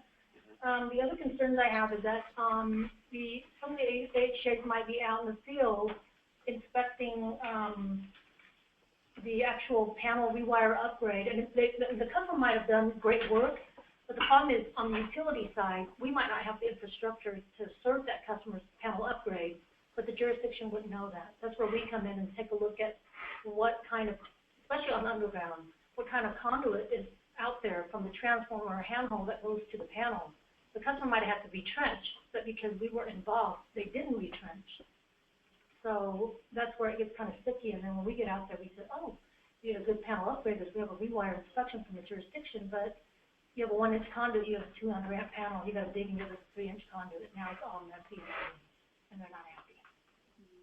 And it happens more often than not. So if you involve a planner right up front, we do that investigative work, we can let you know right up front. So basically, just the service order, just having us have eyes out there, okay, and just getting into our system without being authorized to do so. Tiffany, may I ask you a question? It's John Tacker. Hi. So a question. When I was looking through several of yours, I was getting the impression that one might be, and I keep on hearing this actually discussed quite a bit recently, about really what are the acceptable, appropriate, whatever term you want to use, methods of connecting to the grid are, and that whether people really do that well, do they understand it, is it being inspected, is it being done correctly, what its impact is on the system, how to mitigate all those issues. Would that be? Yeah. That's the basic concern that we have, is that, if they're upgrading the panel, because a lot of times I think the misnomer is that they have to upgrade the panel because of the solar installation. They're not adding load, right? They just need more space on their distribution side. But because they're upgrading the panel to a bigger size panel, we as a utility have to serve you on your full panel, not your load, your full panel, because of the potential of having those loads. So because of that, we require that you provide a certain size conduit. And that's what, well, I'm not adding load, so no, I don't have to trench. That's not the point. The point is, if you ever use your panel as it is listed, which is a 200 amp panel, we as a utility have to be able to serve you, which means if you want that there, you're going to trench. And that's one of the major problems we're having. Or they're going into our pool can or handhole or transformer and doing work that they're not authorized to do. And I'm talking about the contract. Right, but what I'm saying is that all those points that you have, like I see on the screen about the pole cans or the rewiring or the upgrades and all that, really it comes down to is it not of maybe a lack of understanding, lack of education, or not understanding what is the acceptable ways, what are the acceptable and appropriate ways of connecting to the grid. Right, and just making sure that things are done safely, and we need to have eyes on that. That's the only way to do it. Because if you boil it, what I'm suggesting is if you boil it down to just simply is what are the getting the clarity of what's the acceptable process, the acceptable mean, and so forth of connecting to the grid, then all those different types of things could be addressed under it, is what I'm suggesting as being. Yeah, perhaps a larger perspective bullet point on connecting to the grid would be, because you can really get granular with this and go in a lot of different directions, and they're all equally important. We're seeing so many upgrades that really are probably not necessary. I mean, and sometimes I think the Solar City is one of the better ones. We usually try to avoid an upgrade, and they come up with a lot of really unique scenarios in order to do that. But a lot of the companies out there, they'll do an upgrade if there's any doubt in their mind, and you look at it, you go, why are you doing an upgrade? And I think that needs to be looked at. There's too many upgrades taking place out there that aren't required. And I was going to ask is a quick item is, in your jurisdiction, is that a kind of practice that if someone upgrades a panel, they have to also upgrade the service just because they may connect something to the panel? Service and conduit are two different things. So the actual wiring may not have to be upgraded because you're not adding load. But the infrastructure on the underground service, you have smaller conduit with smaller panels, 60 amps, 100 amps. So when you go to the 200 amps, you have to have at least a 2 to 3 inch conduit, which you don't have. Even though you're not changing the wire? Why would you That's correct, because eventually we have to be able to serve the 200 amp panel in its entirety. The conduit has to match the panel, not the load. The load is matched by wires. And it's the manufacturer's rating of the panel too. It's not the breaker. It's not the main. Yes, underground. Correct. What about overhead? Overhead, that service can be changed, no problem. There's no trenching involved. It's the trenching that costs the customer a lot of money, and they avoid it. But all that all that you're talking of in this discussion is it really comes down to is the methods of and the process of determining the proper connection of the PV system with the grid or at the panel or in any way, shape, or form. And all those different components you're talking about would seem to me that would be, I think as Pat was saying, Pat, did you not allude to that there's different ways you can skin the cat basically, and it depends on how you do it properly, or if there are certain ways that people think you can do it that are ixnay on the upitstay and don't do that.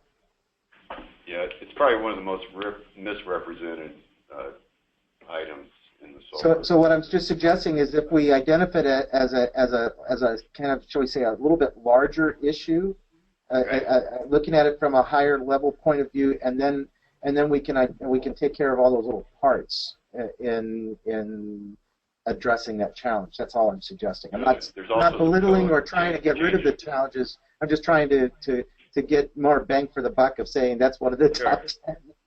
Tiffany, can you take a stab at kind of bringing it up to? I guess basically just following the process of electrical work, I guess. Electrical. Process, procedures. procedures. You have to follow those procedures. Process and procedures of connecting with the grid safely. Right, and that encompasses all the other stuff, which is rewire, service order, blah, blah, blah. But I also don't want to lose Patrick's point of the main panel upgrades, because I do think that we could do more work there. Even SPG needs to put out a product to sort of minimize upgrades. Yeah, I mean, I've gone out and upgrade inspections, and I go, you got to be kidding me. They're going through all this, demolishing the wall, tearing out stucco, placing stucco, all this for an upgrade when it really wasn't required to start. And all they needed was a 20-amp circuit. Yeah. Hey, this is Frank Neller. I got to jump in here because this is an interesting perspective that the industry's over-installing, because quite honestly, from being new to the industry, what I walked into was a surprise how many customers are asking for the panel upgrade. Maybe the industry did it to themselves. They see it as an opportunity to roll in a panel upgrade into a solar installation, but to be quite honest with you, from Varango's point of view, we work very hard to avoid a panel upgrade. So I'd love to work with the AHJs to understand how we can avoid it. I know, number of modules, less or more can do it, but I'm surprised John hasn't jumped in here, because that's one of our biggest challenges is the additional cost of a panel upgrades. Most of the time ends up turning the consumer off of solar. So go ahead. If you look in the code in the NEC over the past 3 editions, you'll see that's one area where there's been a lot of changes. And I still don't think they hit the nail on the head with it, even in the 2000s. Well, to be honest with you, what we're seeing, and maybe it's is just the person that's interested in solar for savings, is most of those panels are 100-amp panels, and they're overloaded to begin with. And not being, we've got some people on staff that are much more knowledgeable about electrical, but if on a side group or something get together, and I'd love to work with the AHJs to understand how we can avoid more of these panel upgrades. Just don't forget your PV system is a second supply for that panel, the second main circuit breaker. So the bus bar rating cannot be ignored. No, absolutely. We'll have to put the foot down there. I think this is a big enough one where there's leverage for the AHJs to avoid unnecessary ones. There's a lot of work being done by the AHJs to support those, and then obviously the installers want to avoid them. Well, I respect what Pete says. I agree with him 100%. But one of the things that's coming in the next code cycle is allowing the loads, the actual connected loads, to be used as the sizing of the solar system, and that's going to change our world. Yeah. It's not going to be easy to enforce. It's going to help the installers a lot, but there's got to be a lot of caution with it. So. Steve, you got a comment? No, I think it's okay. So I'm lumping items 10 through 12 as one item, and we'll work on the wording here. So we have, I think, 11 items in total. These are 10 items, 11. We can leave it that way. You leave it this way? Yeah. Okay. I think we ought to go with 11 because we're so good. We don't need just 10 challenging items. We go the extra mile with 11. Just because it's an odd number and I know. 13. I know the number 13. I'll change it to the number 14 and just for the heck of it. Yeah, and remember, it needs to be an odd number anyway because we are odd about this. So. Okay. All right. Okay, so very good. We got. So what is here is this list? How does it look to start with? It's pretty substantial. Well, I think it looks good. Before we leave, yeah, and we have to do it now. You tell me when the right time is. There's one up there that's a fast, easy win for the Show me. Yeah. industry. So let me give me a few minutes just to Of course. Yeah. When we get to it. Okay, so if everybody can look at the screen, if you can, just quickly, I have them on here. Look, some of them misspellings, but we'll fix them. that. I was just going to say, I think what we need to do is look at these top 12 or 13 items, 14 items, and I think we can maybe make them a little bit more understandable, a little bit more, add details into them and whatnot, because there's certain things that are under the titles that I would like to really get a little bit more detail on. So let's do this. Paul and I will work on this a little bit, format them, try to clarify as much as possible, then we can shoot them out to you guys, give you a few days to get some feedback, and we'll repackage it, and then we can start working. I'm thinking of one or two. If I know Pete, he's got an idea right now, so Pete. There's one up there that's a fast, easy win, not only for this group, but in reality. It would make a difference in the industry. Everyone in here should be pushing for it, especially the PV industry guys, because you have the political clout many times that we don't have as HJs. And now you want to know which one it is, right? Of course. And we'll tell you next time. You got to be here in person. It's number 5. Pat identified it. Current code. And let me explain what I mean. There's also a lot of comments about code not keeping up product standards. I don't agree with that as much because as a member of a code making panel, as a member of SGPs for the industry, I can tell you there's a lot of very sharp people working very hard to keep these standards up with the current technology. But the problem is the state of California not adopting the latest installation standard, the NEC. We're currently on the 2011 NEC. The 2014's been out for 3 years. The 2017 will be out early next year, or about a year from now. So we're right now almost 2 code cycles behind. And with the rapid evolution of the industry, the state needs to be on the most current installation code. That's doable. I've been told by the ICC that that's something that the will was there. It's a political issue. And for the installers, there's a lot of advantages to using the most current installation code. In my jurisdiction, we quite often will use the most current code as an alternate means and method to allow you to do things you couldn't do under the existing code. So that's something that could be solved. It could be solved probably pretty quickly. It's more of a political idea, and I think everybody in here would agree that we should be on the most current. Yeah, one comment on that. Part of the reason California takes so long is because there's state agencies that have to review the code before it's adopted into the California code.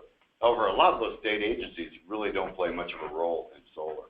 You know, sure, HCD might have some input on residential housing, the fire marshal might, but generally, you know, OSHA and all these other state agencies are not going to have any input on Yeah, several of them do actually have a lot of involvement. And one other thing that I would say about the adoption is their problem with defending the state agencies a little bit here is that there's usually these well-meaning legislators that will pass laws that will take us out of take us into the legislative realm rather than regulator realm.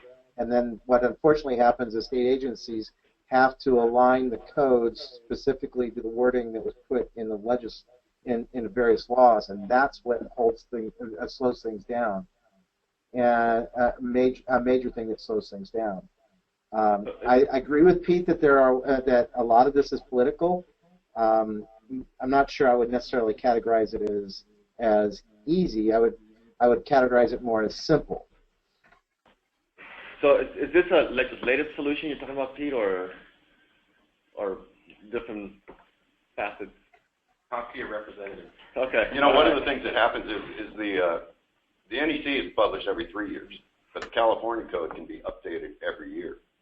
So, you know, maybe they need to look at putting Article 690 into the California Green Code, which can be reviewed every year, changes made to it as California sees fit. It won't go through all the process that the NEC does, but it could still be held in that same guideline or that same format.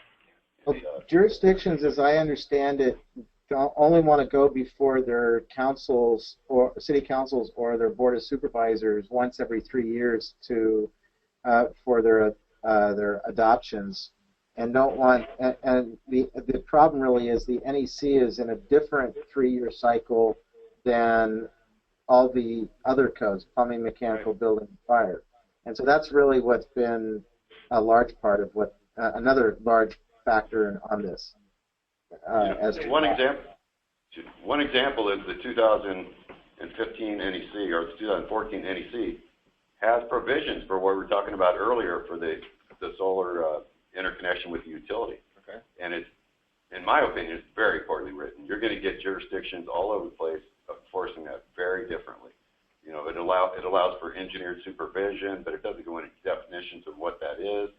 It's gonna be a real mess, and if those things aren't dealt with up front, right, to where it can be uniformly enforced throughout the state, all the jurisdictions are going to be doing something different. And one comment I would make or caution about trying to shorten the code adoption cycle. There's one very contentious aspect of 2014 code on rapid shutdown that has been implemented in one area, which is Massachusetts. It's been delayed for implementation in Colorado and in Austin, Texas, because of the complexities. So that's just one, I'm sure, of several issues that should be considered before jurisdictions rush into the new code cycle that we might find modifications to in the California Electric Code. So we're having a really good discussion here. We could probably continue. And as we get into the details of this item, we'll note this as a simple solution, not necessarily easier. Not very easy. Okay. Not very easy. Not very easy. Hassan, you got the last word on this? I just want to say, I mean, as far as adopting a code, that's not going to be an easy thing, going to the 2015 and EC. However, if there are specific regulations within 2015 and EC that's not covered in for 2014 versus 2011, we can create a chapter, each local jurisdiction, and adopt those specific regulations, as long as they are not less restrictive. Because if they are less restrictive, you cannot do that. Okay, so that's something to keep in mind.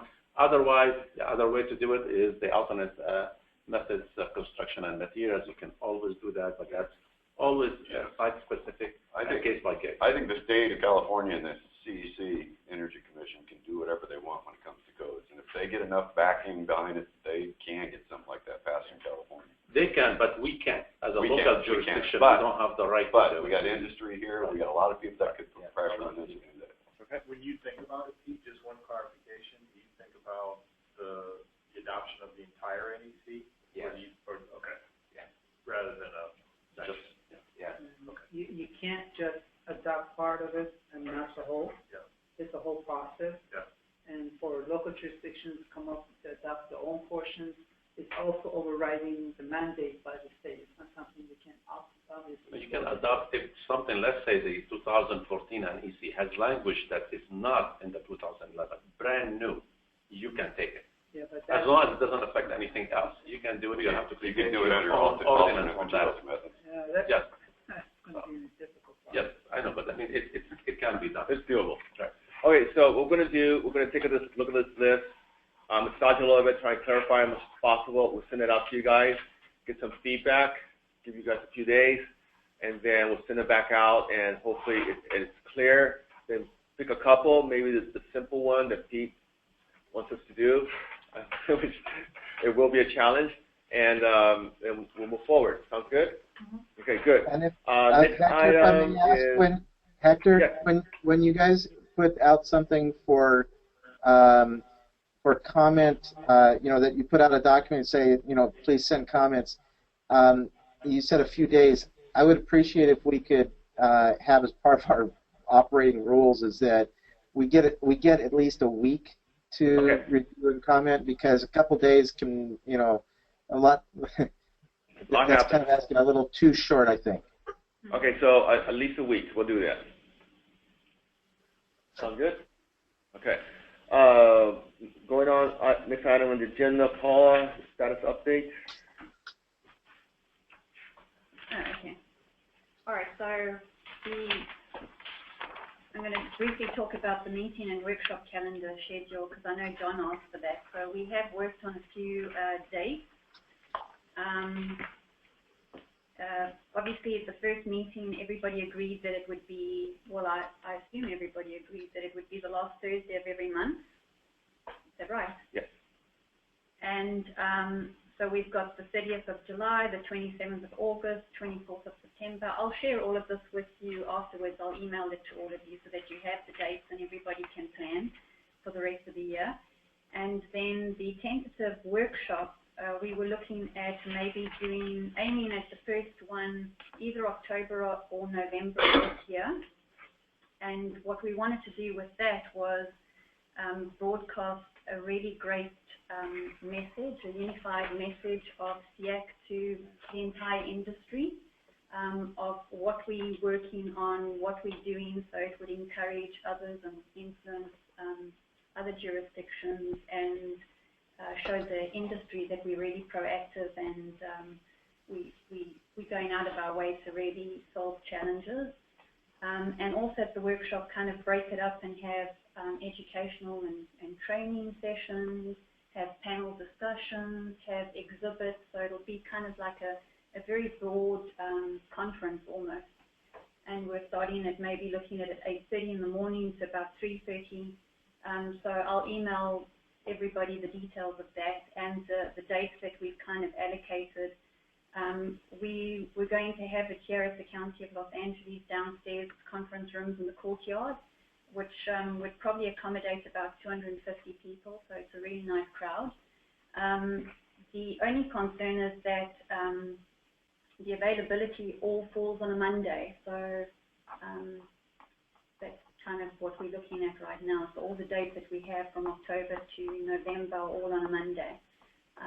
So if any of you have any concerns about that, if it's not going to work, if it's going to conflict, please send me your details and maybe we can look at some alternative venues. Can I touch on a little? The workshops are really going to depend on how much we get done between now and then. So and the pace we approach this, and if we get some really good stuff together, then we can share that with the public and engage those folks and convince them to implement the solutions that we have here. So it's really going to depend. So that's going to be key. John Tacker, UL, just a question. Could at a little slightly slower pace, Paula, would you be able to say again what the dates were? I will email it to everybody. But if you could also, the next meeting will be 30th of July. And we agreed to have longer meetings. So we might extend it we'll look at today's time. I mean, obviously the next meeting, there'll be a lot of the items in the agenda that we won't have to cover, because right now the most critical was we were looking at the structure and setting rules and that, which we're going to send to all of you within the next week. That'll be in the operating guidelines. And the tentative meeting dates and the workshop date will be included in that operating guidelines as well. So the operating guidelines will cover all the rules. Okay, so July 30th, August 27th, September the 24th, and October the 29th. Now, how do you deal with November and December? Because I don't like the idea of meeting on the last Thursday of November.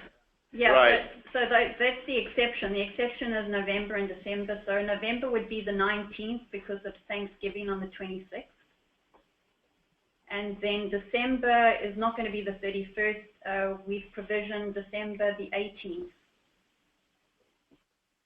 Well, being that John is everybody's favorite person, we should pick a date that works for him. Well, then we're going to change the July date, but go back to December. December was again December 17th, December 18th. So the Friday. Is that what it is? December 17th is a Thursday. December 18th. So we should go to the 17th. I'm sorry, John. I think that was the availability of the meeting. That's fine. I just wanted to just to be aware. So it's 18 or 17? The Thursday is the 18th. So you're saying, John? Thursday is the 17th of December. The 17th. Okay. We'll put in the 17th, and we'll find a conference room. Okay. Thank you. It's really helpful, and I appreciate all the great effort of organization. It's great to know way in advance for several of us, so that we make sure that we can tell other people when they come along and say, hey, can you do something for me? And it's like, sorry, I'm already committed for another project. Yeah. Okay. All right, and then also with the SEAC report, we're looking at a status report, and the purpose of that would be to keep all the members up to date with the current action items, where we're on, what we're working with, who we're working with, how we're working with it, and when there are deadlines. So everybody will have a really good idea of where we're going. And then there will be performance metrics reports, and the purpose of that is obviously to manage the performance of the SEAC group and make sure that we have successful deliverables. And then also market and industry reports. I am going to email all of you because we would like to see where we're starting off so that we know how our progress, we can gauge our progress over the next few months. And I'm pretty sure that a lot of you already have market reports, which means that we won't have to go and purchase them, so we don't have to reinvent the wheel. So if there are any of you that have market reports that you feel are appropriate for the SEAC group, please share them. And then to touch on as well, Kelsey have invited SEAC to talk at Intersolar, and that's going to be under a workshop. It's a contractors workshop. I think it's on the Tuesday. So the details of that we will forward to you as well. And thank you, Jeff, for arranging that, and Bernadette. And that's it. And then the next step and items is obviously the next meeting will be July the 30th. The meeting summary from today will be distributed to members within the next week. We are going to send the operating guidelines, a draft, to you within the next week or two as well, and that will be for feedback from all of you. And then obviously, just to touch on, I know that the agenda went out a week before this, but we're planning on making sure that the agenda goes out 2 weeks prior to every meeting, and it will kind of be a draft agenda. And like I said here to Pat and Steve, that if any of you want to bring in those that you feel are critical as input on some of the topics, we will invite them. And then a final draft of the agenda will go out a week before, so you'll have ample notice and preparation. We're going to open forum. Oh, and then also to say that the top 10 that we discussed today, we'll obviously be looking at submitting solutions, and that might be in the group format that we did with the last top 10 issues. So we'll address that with all of you. And then we'd really like to aim to pass a resolution at the next meeting on one of them. I mean, I know that's a bit of a, but yeah. That's our goal. That's our goal. So hopefully the next meeting we can solve something. Yeah. Cross our fingers. Let's work at that. And that's it. What do you got? Item 12.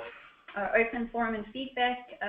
Before we close today, if there's any feedback from any of you that we should note, document, take into consideration. About our meeting, our process, any suggestions, comments?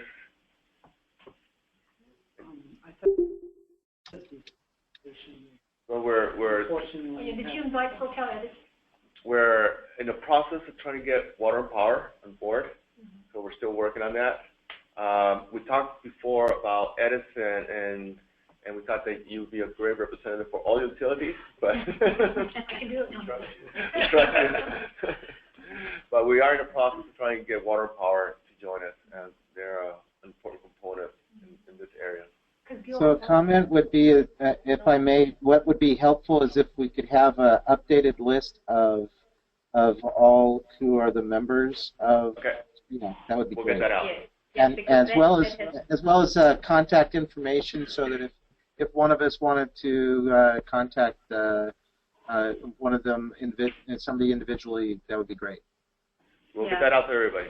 Yeah, because sorry. Also, at some point along our discussion, I think we may also need representation from State Fire Marshal.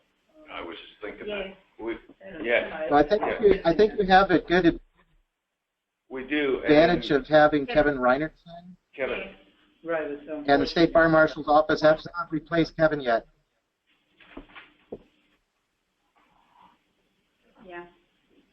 Yeah, I mean, on the current members list, I have gone through it, and I did mention to Hector the other day when we sat that there were there were some that only had primaries that didn't have alternates.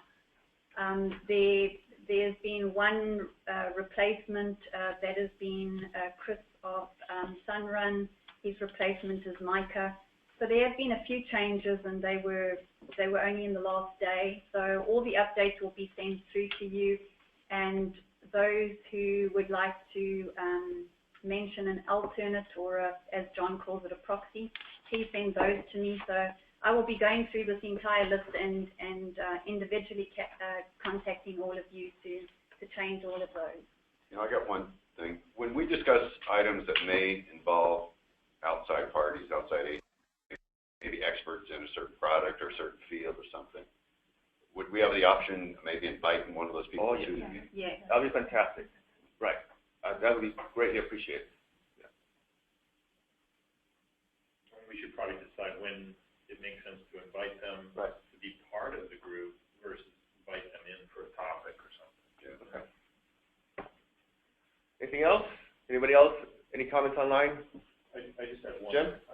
Hector, and it's more about like marketing the group, the SEAC group. I think we really should think hard about like how we do this, you know, in terms of marketing the group. And I also think in terms of the training,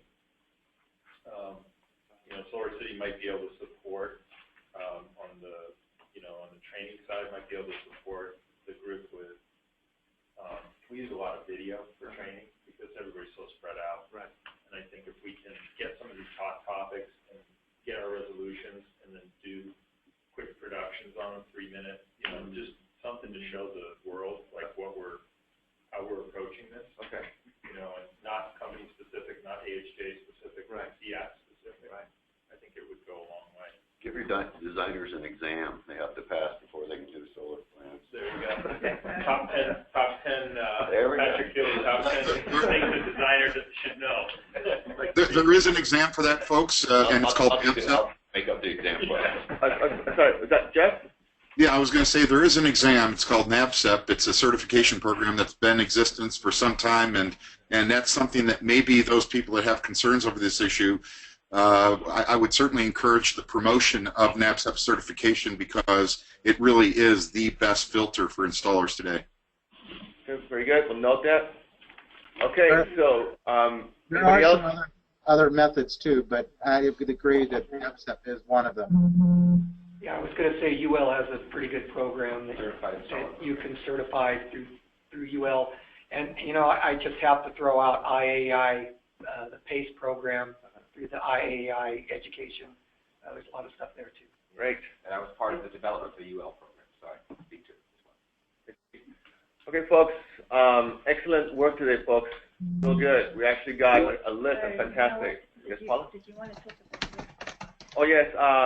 We are in the process of securing URL. So hopefully we have that soon. And also talking to our IT folks here at the county in developing a website.